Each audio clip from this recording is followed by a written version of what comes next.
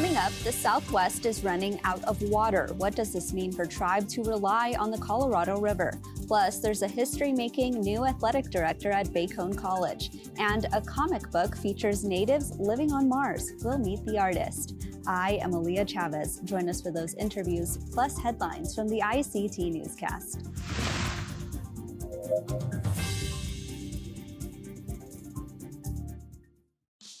The Walter Cronkite School of Journalism and Mass Communication at Arizona State University is a proud supporter of Indian Country Today.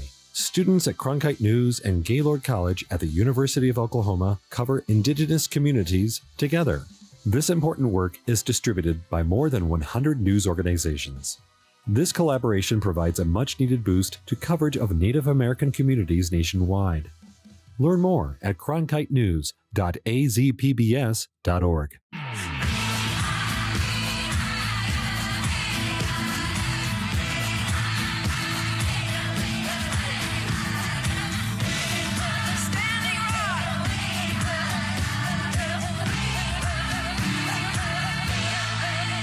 This is the ICT Newscast with Aaliyah Chavez. Amarawa Hopa, thank you for joining us. We start our newscast in Arizona, where a 17-year-old Navajo girl lost her life following a collision on a school field trip. Officials say Holbrook Indian School student Kiara Alma Gordon died after a crash between her school bus and a semi-truck. The incident happened Sunday morning along Interstate 40. Investigators from the Arizona Department of Safety say traffic had slowed down in the area after a rollover. The school bus was reportedly slowing down when it was rear-ended by a semi-truck. As of Monday, school officials said 3 students are being hospitalized and in stable condition. Condolences and prayers poured in for Gordon. That included from the Navajo Nation president, Jonathan Nez, who said his nation was in mourning. Gordon was a junior in high school, and her family says she enjoyed volleyball, art, music, and cooking. Arizona officials say an investigation into the crash is ongoing. In Oklahoma's Pawnee County District Court, a prominent artist is facing an additional felony. Walter Bunky Echohawk Jr. was originally charged with lewd behavior with a child under 16 years old. Prosecutors are now adding a charge of felony possession of juvenile pornography to that list. Echohawk was arraigned for that charge last week. He pleaded not guilty to the original charge and denied the new allegation, according to court documents. On December 17, 2021, the Pawnee Police Department served a search warrant at Echohawk's residence. The affidavit states that after a data extraction, a number of images that were found were classified as, quote, possibly containing images of child sexual abuse. In a statement emailed to ICT by his attorney, Echohawk said he is devastated and not guilty of the charges. In Brazil, the last citizen of a tribe has passed away after decades of resisting contact. The country's indigenous protection agency, called FUNAI, made the announcement on Saturday. The citizen was known as the Man of the Hole, and he lived in complete isolation for the last 26 years. A 2018 video released by FUNAI appeared to show him hacking at a tree with an axe-like tool. According to the nonprofit Survival International, he lived deep in the Brazilian Amazon in the Rondônia state. His nation was wiped out by several attacks in the 1970s, mainly from cattle ranchers and land grabbers. Though he died of natural causes, officials say his body will undergo a forensic examination by the federal police. In Bolivia, indigenous people are continuing a time-honored tradition that preserves a delicacy made with potatoes. The process was started 5,000 years ago as a way to combat food scarcity. ICT senior producer Vincent Moniz reports. The ancient Andean peoples who began cultivating potatoes 5,000 years ago invented a technique to make it last for years to ensure food security. And indigenous people in Bolivia still use those traditional methods to preserve potatoes, known locally as chuno. Though the chuno is an unknown potato version, it is very popular in the country. Locals even say a meal isn't a meal without it. A dish without chuno is not food. Without chuno, it is not tasty. It does not fit well. When winter arrives, indigenous farmers take the potatoes to the snowy foothills. They let them freeze on the bare earth during the freezing nights and dehydrate them during the day when the sun is intense. After this 5-day process, the potato is transformed into the small, dry, and dark chuno. which in the Aymara language means wrinkled. To squeeze out water and help with drying, native farmers then use their bare feet to trample the frozen potato, just as their grandparents did. Our grandparents have always taught us to work this way. My father taught me, and I follow in the same footsteps as he did. In Bismarck, North Dakota, Vincent Moniz, ICT News. Well, the first ever Pedalpalooza Native and Indigenous bike ride rolled out over the weekend. Until now, the Portland-based Pedalpalooza had never had a ride geared exclusively toward Native and Indigenous riders. And that's where Taino citizen Alexis Vasquez and Dene citizen Nanette Bayeli stepped up to fill the need. Bayeli and Vasquez say they wanted to increase the visibility of their communities and make sure that everyone could participate. The event centered around educating non-natives that the Portland metro area rests on the traditional village sites of many Indigenous people. At the end of the 9-mile trek, riders enjoyed fry bread, vendors, music, and free popsicles. And those are the headlines for the ICT Newscast. Coming up, managing water expectations. What are tribes in the Southwest doing as states are being told to cut back? But first, an Oglala woman is named the athletic director for Oklahoma's oldest college. We'll be right back.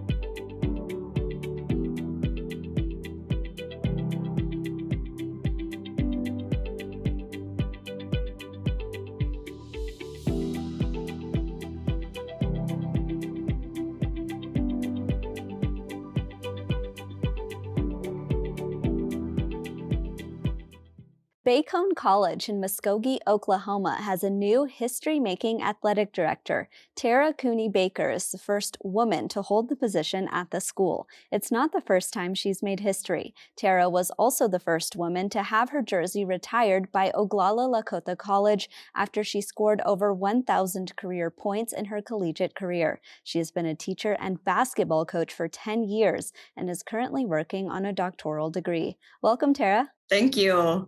So you recently moved to Oklahoma to start this position. Tell us what it's been like for you. Yes, I came about a year ago. I was actually in Washington State, Puyallup. I was working for the Puyallup tribe, Chief Flesh Schools, and I was a basketball coach, and I taught 5th grade there. So, made the journey all the way across the country, it felt like, but it's been different because usually my background is K through 12, but now I'm at the college level. So it's been a little bit of an adjustment, but I do like it.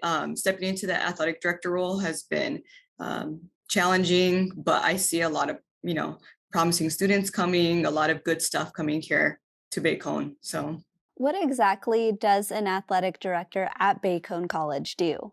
So we help with scheduling games, for all the teams. So at Bacone College, we offer soccer for men's and women's, softball and baseball, and then men's and women's basketball. And then we're just now bringing back cross country.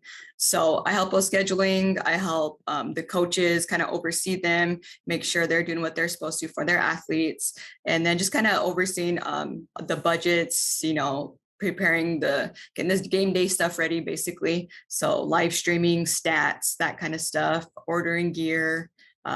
That's about the gist of it. So what exactly goes into scheduling? I mean, I think we see most often there are games scheduled, but we don't actually think as spectators what goes behind those decisions. Right. So with scheduling, you want to make sure that you're playing, because we are NAI, we're a 4-year college. So we are part of the Continental Athletic Conference. And so when I schedule games, I'm usually making sure that they are, within our league that we're playing. Last year, we played a lot of D2 schools. A couple times we played Division I colleges. So, that's a big jump for us. So I'm just making sure we're playing teams that are close to us in our conference, on our level. And then, nothing's kind of interfering with each other. We're not booking our soccer and our basketball at the same day because we all kind of help each other here. As I mentioned in my opening, you, of course, are a very impressive athlete yourself. How do you think that that has translated into becoming an athletic director? I think I understand the game a lot better coming from, being an athlete and then becoming a coach and now into this role. So I understand what the students' needs and their feelings, but, also from a kind of a teaching perspective and that kind of stuff, what I need to do so that they could be successful. So I kind of see it from both sides of my upbringing. And now that I'm a coach, athletic director. So You mentioned earlier that there's some exciting athletes that you're going to be watching. Who exactly are those athletes? for my school, we have a couple from the Navajo Nation. They're in Navajo and Creek. They come from Ganado, the McIntosh sisters.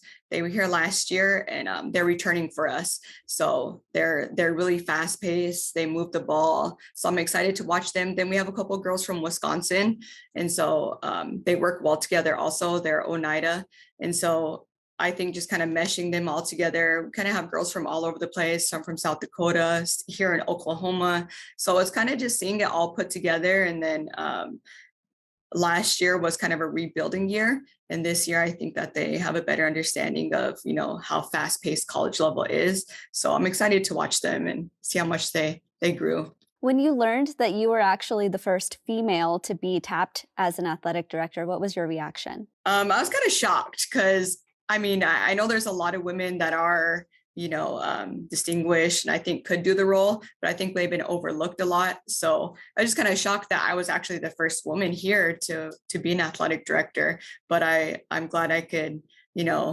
set the bar and hopefully more women to follow after me. Absolutely. I mean, you mentioned you were a teacher. I mean, what kinds of messages do you send to children and to young people about, what women can do in a field like this? Just a lot of encouragement and telling them, not to give up on their dream. Especially a lot of us, we come from the reservation or from poverty, and just trying to break the cycle and continue to persevere and don't give up on their dreams. Absolutely. Well, thank you so much. Thank you. I appreciate it.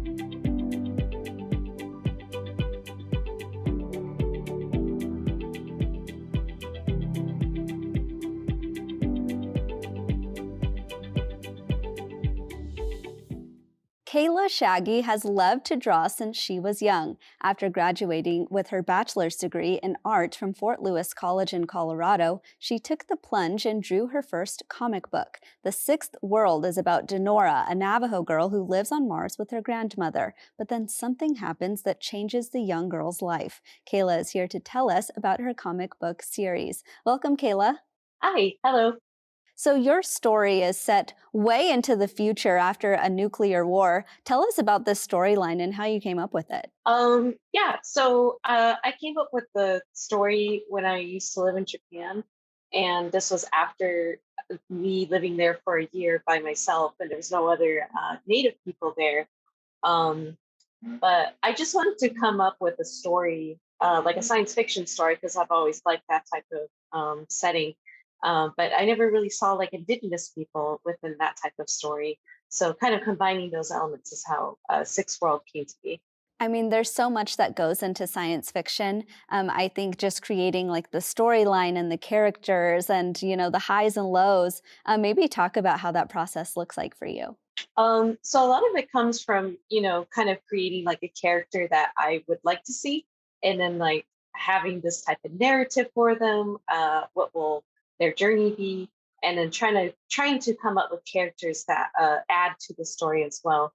So a lot of it is just thinking really hard in the drawing, and then also listening to music really helps too. And also just like being influenced by other science fiction stories that I've read and seen. Tell us about Denora. What is she like? Denora is a very interesting character. She's this very happy-go-lucky young Navajo woman who's very proud of her culture, even though she's really, literally alienated from her people and from her land. So I wanted to create this type of character that, all Native people can relate to, whether you're young or you're old, whether you're a man or a woman. Just someone to look up to and just being like a really fun character that people want to keep coming back to. And I understand Denora actually has some other characters that support her and people like her friend Sasha and her grandmother. Maybe tell us how you came up with those characters. Yeah, so the creation of her grandma was based on my own maternal grandmother and my maternal great grandmother. Her appearance is very much modeled on her. And so that was really fun to create this grandma character. And I've seen a lot of people give me her input and tell me stories about their own grandmother. As for Sesha, I wanted to create this kind of more serious counterpart to Denora, but who could also keep up with her. And she's kind of like this kind of like dry, witty person that's there for exposition. I want to talk about your use of color because sometimes you use black and white and sometimes you use color. How do you decide sort of what to use and when? It mostly depends on the mood of the scene. I do use black and white for some of the more like sad scenes, more serious scenes. So I kind of like how there's that concentration, how it becomes kind of devoid of color. And then for scenes where she's, fighting giant bugs, or she's wearing her armor, or we're exploring the Mars colony, that's when I want color to really explode. You actually self-published this series. Tell us how that's working out for you and how you got started with that. So I first got started in 2016. This is back when I was still in college, and I had created a zine, and it had been a lot of fun printing it out and all that stuff. I would say it's kind of like a difficult thing to do in a way because I do have to front the costs myself. I do use a tribal-owned printer in California to print my comic books. The first 6 World came out in 2017, and there's just been a book coming out every year since then, leading up to 4 issues. You mentioned earlier that there aren't a lot of Indigenous people who write and draw comic books. Maybe talk about the community that does exist and how you hope to expand it in the future. Yeah, the Indigenous comics community. I would say it's currently expanding. There's currently people I know. There's many people within the Navajo tribe that are also into comics. There's Sean Bial. He recently did a project for Marvel Indigenous Voices. There's Keith T. Jim. He has a comic about the Hero Twins. And I've been going to events, kind of like Indigenous Comic Con, which will be coming back next year. I recommend people check that out.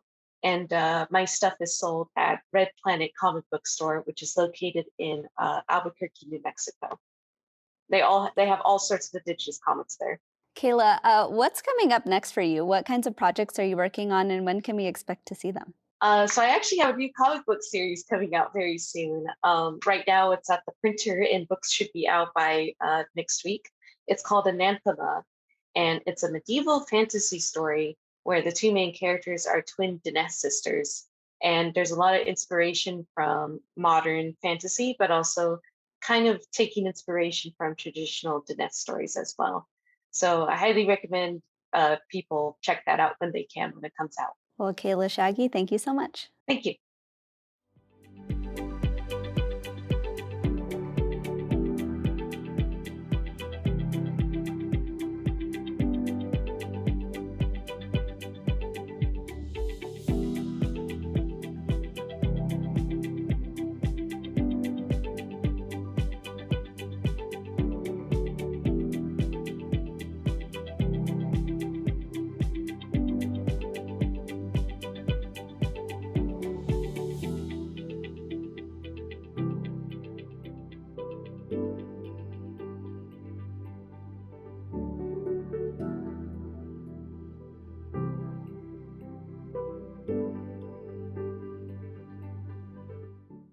Various lakes in the Southwest serve water to several states and tribes, but with water levels at historic lows, the question on everyone's mind is how to save it. Just this month, the Bureau of Reclamation set a deadline for all parties to come up with plans to conserve millions of gallons of water. Here to talk about the impact of the drought and the water conservation plan is Amelia Flores. She's the chairwoman of the Colorado River Indian Tribes. Hi, Chairwoman. Thanks so much for being here. Kamadhu, good morning. It's my pleasure and honor to be here with you. Tell us about the state of emergency of the Colorado River and how that's affecting your tribal nation. Well, the state of emergency is about, the drought and how it's impacting all the water users on the Colorado River. And for the Colorado River Indian Tribes, we have our water allocation, which is close to 700,000 acre feet of water that runs through our irrigation system. So that has continued to flow through our lands and are providing water for our agriculture, for our crit farms and for our local farmers that lease the land from us. We are looking at have conserved water. We have left over 200,000 acre feet of water in Lake Mead to help stabilize the river. We have continued our fallowing, and we will continue fallowing in the next year in 2023 to help save the life of the Colorado River. What exactly is fallowing? Fallowing is not putting any crops on a piece of land, and for crit, it's 40 acres. That's how our fields are separated and divided as in 40 acre increments. So those fields that have been selected, no crops are put on those lands, and there's no water being delivered to those 40 acres.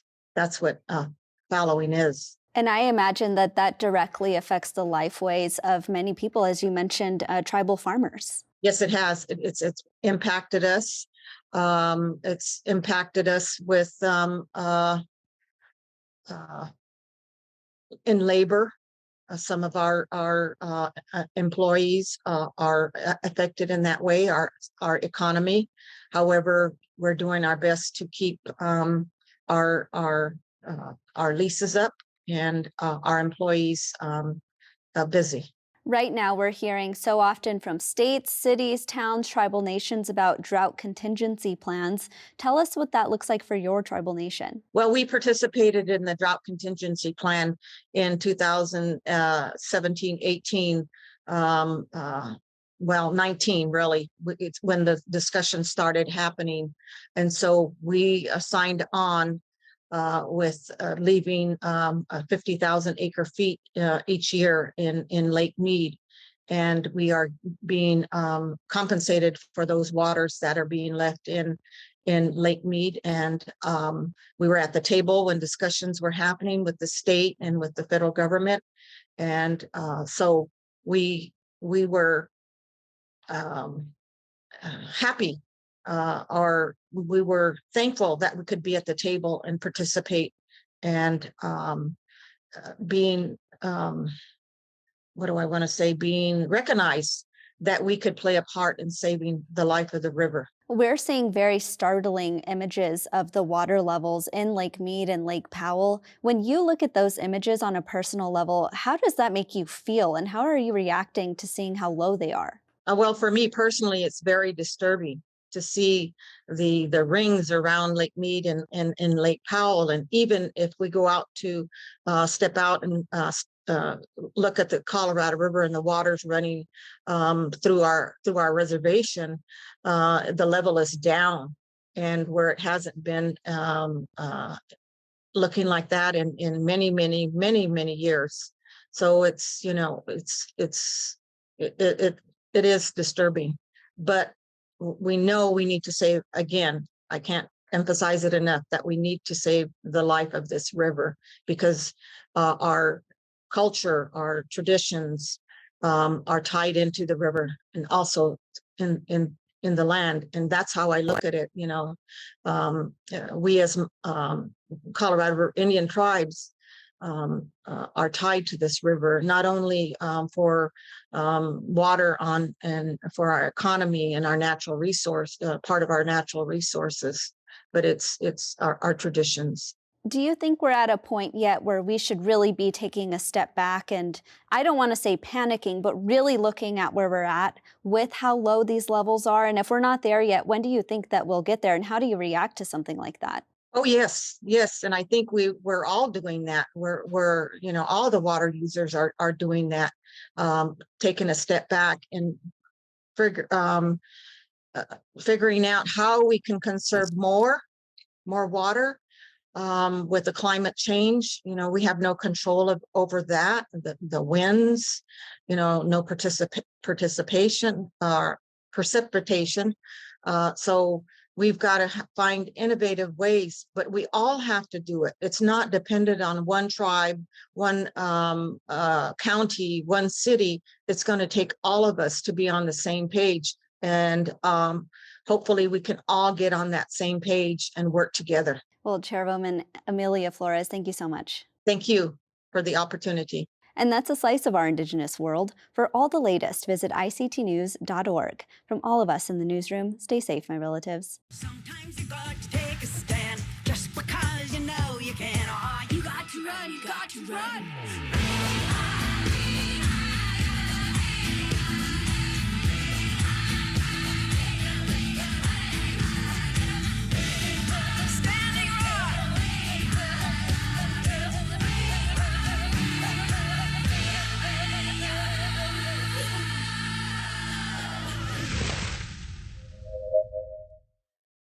This program is made possible by the Corporation for Public Broadcasting, a private corporation funded by the American people.